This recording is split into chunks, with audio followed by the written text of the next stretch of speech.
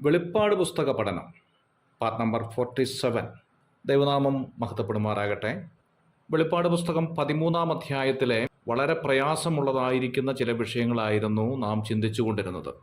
13-ാം അധ്യായത്തിലെ വിഷയം പഠിക്കുവാൻ പ്രയാസമുള്ളതായതിനാൽ ഇതേ വിഷയം വെളിപ്പെടുത്തുന്ന മറ്റ് ഭാഗങ്ങളുണ്ടോ എന്നുള്ളത് നാം ചിന്തിക്കുകയും അതിനെ തുടർന്ന് ദാനിയേൽ പ്രവചനം 7-ാം അധ്യായത്തിൽ ഇതേ വിഷയം പഠിക്കുവാൻ എളുപ്പത്തിലുള്ള രീതിയിൽ രേഖപ്പെടുത്തി തന്നിട്ടുണ്ട് എന്നുള്ളതും നാം മനസ്സിലാക്കി. ആയതിനാൽ വെളിപ്പാട് പുസ്തകം 13-ാം അധ്യായത്തിലെ വിഷയം പഠിക്കുവാൻ ദാനിയേൽ പ്രവചനം 7-ാം അധ്യായത്തിലേക്ക് നമ്മുടെ ശ്രദ്ധയെ തിരിച്ചു. 4 കാറ്റ് എന്തിനെ കാണിക്കുന്നു എന്നുള്ളത് നാം ചിന്താവിഷയമാക്കി. മൃഗം എന്തിനെയാണ് കാണിക്കുന്നത് എന്നുള്ളതും നാം കാണുകയുണ്ടായി. 3-ാമത്തെ മൃഗത്തെക്കുറിച്ച് നാം ചിന്തിച്ചപ്പോൾ പുള്ളിപ്പുലിയോട് സാദൃശ്യമുള്ളതിനെയായിരുന്നു. പുള്ളിപ്പുലിയോട് സാദൃശ്യമായ മൃഗം കാണിക്കുന്നത് ഗ്രീക്ക് സാമ്രാജ്യത്തെ ആയിരുന്നു എന്നുള്ളത് നാം ഓർക്കുകയുണ്ടായി. പുള്ളിപ്പുലി കാണിക്കുന്നത് വളരെ വേഗത്തിൽ ആക്രമിക്കുന്ന സ്വഭാവമുള്ള ഒരു മൃഗത്തെയാണ്. എതിർ ക്രിസ്തുവിൻ്റെ സൈന്യത്തെ ഉപയോഗിച്ച് അതിവേഗം തനിക്ക് കീഴ്പ്പെടാത്ത രാജ്യത്തെ ആക്രമിച്ച് കീഴ്പ്പെടുത്തുന്ന സ്വഭാവത്തെയാണ് പുള്ളിപ്പുലി എന്നതുകൊണ്ട് ഓർമ്മപ്പെടുത്തുന്നത്. ഗ്രീസ് സാമ്രാജ്യത്തിലെ ആദ്യത്തെ രാജാവ് അലക്സാണ്ടർ ചക്രവർത്തിയായിരുന്നു എന്ന ചരിത്രം നമ്മെ ഓർമ്മപ്പെടുത്തുന്നുണ്ട്. 20-ാം വയസ്സിൽ ഭരണമെടുത്ത അലക്സാണ്ടർ ചക്രവർത്തി 13 വർഷം കൊണ്ട് അറിയപ്പെടുന്ന രാജ്യങ്ങളെല്ലാം കീഴ്പ്പെടുത്തുകയുണ്ടായി. BC 336 മുതൽ 322 വരെ ആയിരുന്നു അലക്സാണ്ടറിൻ്റെ ഭരണകാലം എന്ന് മനസ്സിലാക്കാം.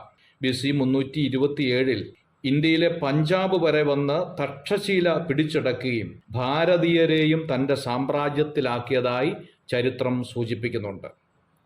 BC 323 ഇന്ത്യയിലെ യുദ്ധം കഴിഞ്ഞ് മടങ്ങിപ്പോകുമ്പോൾ മരണമുണ്ടായി എന്നതാണ് മനസ്സിലാക്കുന്നത്. ഇതിൻ്റെ ഓർമ്മപ്പെടുത്തലാണ് 3-ാമത്തെ മൃഗമായ പുള്ളിപ്പുലിയോട് സാദൃശ്യം എന്നതുകൊണ്ട് ഉദ്ദേശിക്കുന്നത്. പുള്ളിപ്പുലിക്ക് 4 തലയുള്ളതായി രേഖപ്പെടുത്തിയിട്ടുണ്ട്. അലക്സാണ്ടറിൻ്റെ മരണത്തിന് ശേഷം ഗ്രീക്ക് സാമ്രാജ്യം 4ആയി വിഭജിക്കപ്പെട്ടതിൻ്റെ ഓർമ്മപ്പെടുത്തലാണ് പുള്ളിപ്പുലിയുടെ 4 തല എന്നതുകൊണ്ട് അർത്ഥമാക്കേണ്ടത്. പുള്ളിപ്പുലിയുടെ പുള്ളികളെക്കുറിച്ച് അവിടെ വിവരിക്കുന്നുണ്ട്. ഗ്രീക്ക് സാമ്രാജ്യത്തിൽ ഉണ്ടായിരുന്ന പല വർഗക്കാരെ ആയിരിക്കാം, മാത്രമല്ല ഗ്രീസിൻ്റെ അക്ഷരങ്ങൾ പുള്ളിയും കുത്തുമായിരുന്നു എന്നതുകൊണ്ട് ഒരുപക്ഷെ ഈ പുള്ളികൾ വെളിപ്പെടുത്തിയിരിക്കുന്നത്.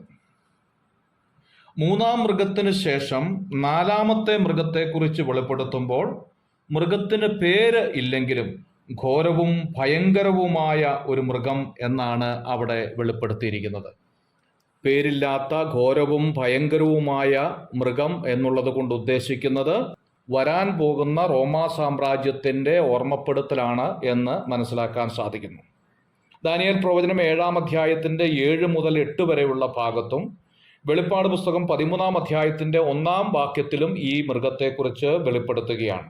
ഘോരവും ഭയങ്കരവുമായ മൃഗത്തിന് 10 കൊമ്പുണ്ടായിരുന്നു എന്ന് വെളിപ്പെടുത്തുകയാണ്. 10 കൊമ്പ് എന്തായിരിക്കും എന്നതിനെ സംബന്ധിച്ച് ദൈവജനത്തിൻ്റെ മധ്യത്തിൽ വളരെയേറെ പഠനങ്ങൾ നടന്നിട്ടുണ്ട്. അതിലെ ഒരു പഠനം ഇപ്പോൾ വെളിപ്പെടുത്താൻ ആഗ്രഹിക്കുകയാണ്. വെളിപ്പാട് പുസ്തകം 17-ാം അധ്യായം 12-ാമത്തെ വാക്യത്തിൽ നാം ഇങ്ങനെ വായിക്കുന്നു: നീ കണ്ട 10 കൊമ്പ് 10 രാജാക്കന്മാരാകുന്നു എന്ന്.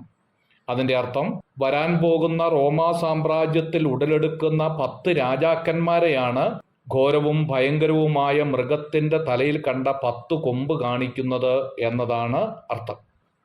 10 രാജാക്കന്മാരോട് കൂടെ 11-ാമനായി എതിർ ക്രിസ്തു ഭരണം തുടങ്ങുന്നു. എന്നാൽ പാതി വഴിയിൽ 3 രാജാക്കന്മാരെ മാറ്റിക്കളയുന്നതായും കാണുന്നു.